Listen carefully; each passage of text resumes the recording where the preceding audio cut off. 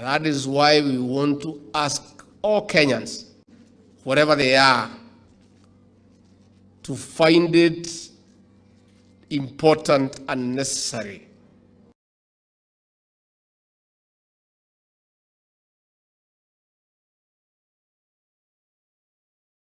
for our young people. So I want to assure the graduates here today that as we continue to implement the affordable housing program, the picture ahead for you is rosy.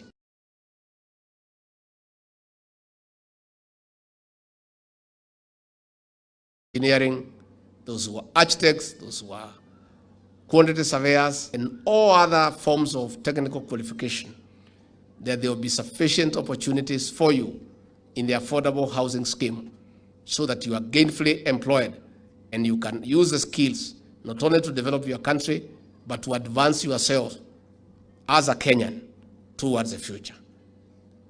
And I want to say that this TVET program, had it not been for bad politics that came in after the March 18 handshake, we would be very far.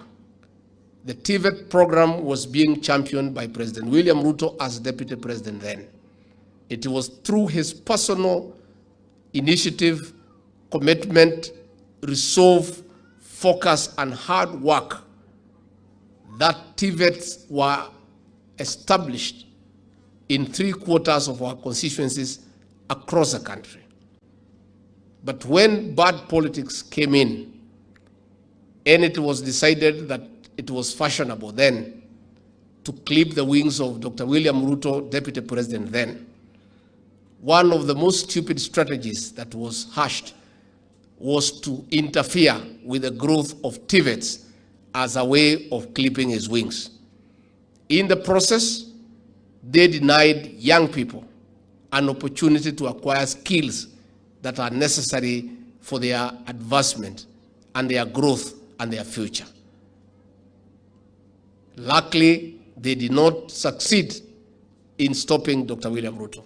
So luckily for TVETs and all young Kenyans who want to go through TVETs, the same Dr. William Ruto who started this program and worked on it from the time he was Minister for Higher Education as Deputy President, the good news for TVET and for all those who want to is that the same that TVET is the real intervention in matters technology, in matters job creation, is today the President of the Republic of Kenya.